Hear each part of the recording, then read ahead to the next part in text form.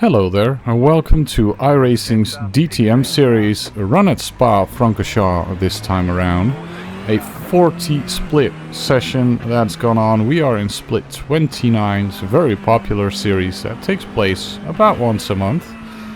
It is a 55-minute race with GT3 cars around some of the most beautiful tracks that there are in iRacing, including this one, Spa-Francorchamps, right now.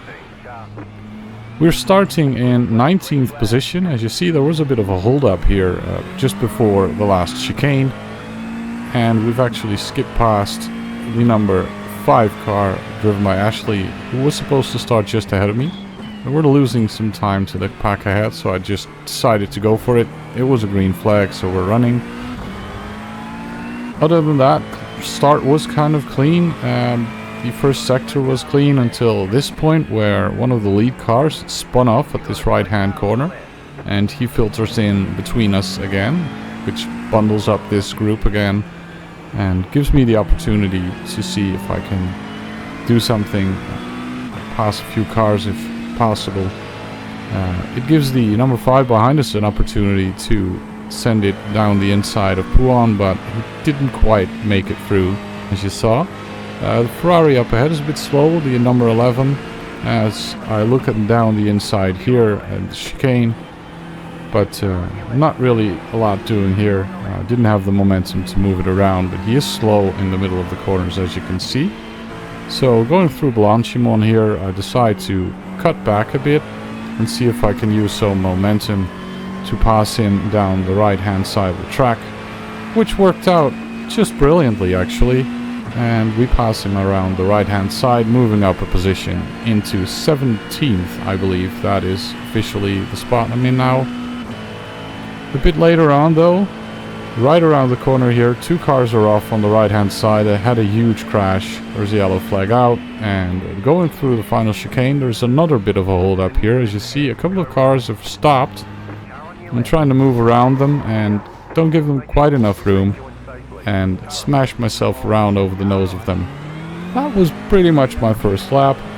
We've moved a few positions back now. We're in 17th, and we're continuing on with this race from here.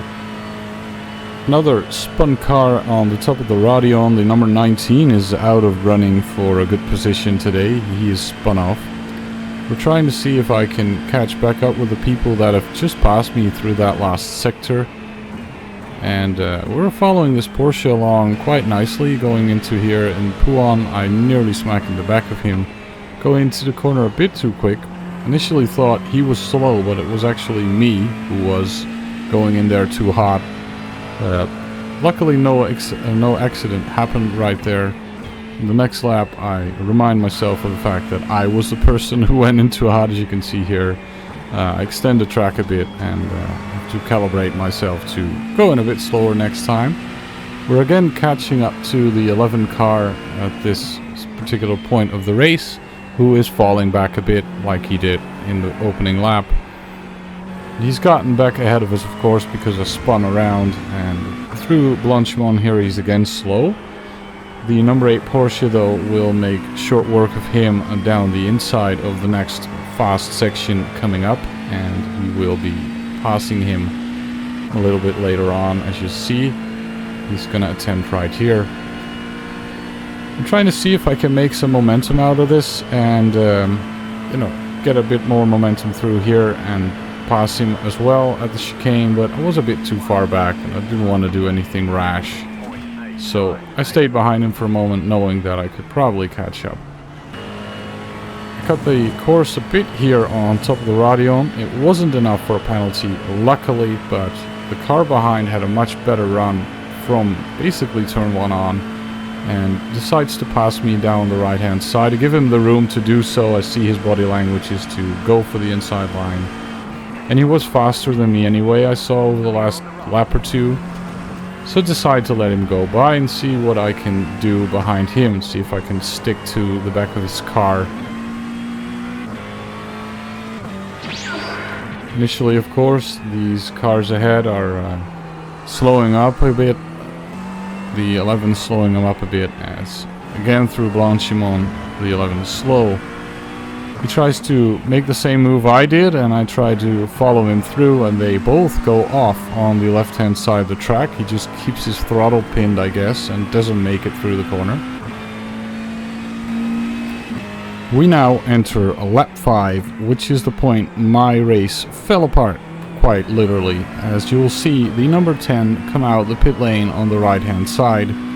He has been involved in a crash on the opening lap. He was one of the 2 cars you might have seen that has spun off and hit the wall. He now has his car fixed, and he's trying to make it back out. I want to pass him as soon as I could. There's slight contact between us, but then he goes rogue on me, tries to take me out.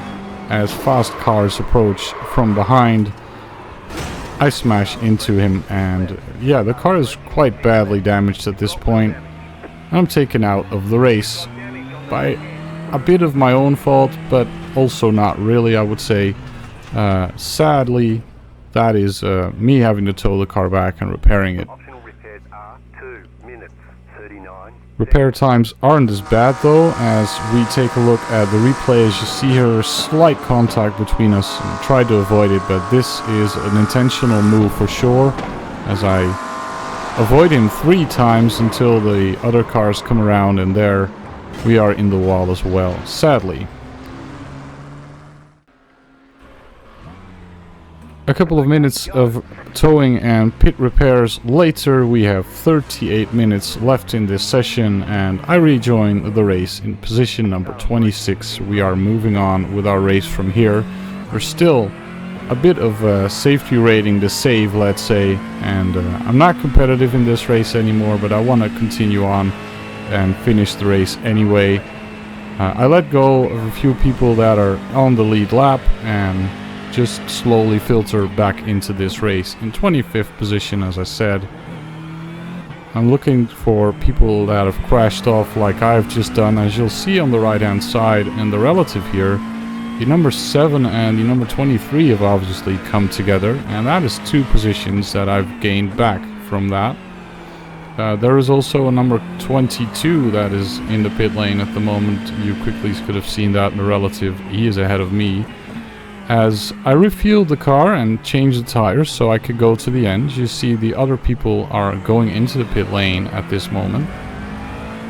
And you never know what you can make up from here.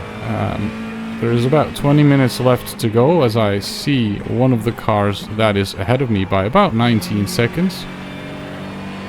We've moved up a couple of positions because of crashes and stuff like that. We now caught up to the number 2 car who was spun off at the Puan corner. It actually noticeably not really difficult for me to keep pace with him and the others in the top 4. As you see on the relative, the times are not really that bad for me. So it's really a matter of what could have been. And sadly, I got taken out. That's enough of me.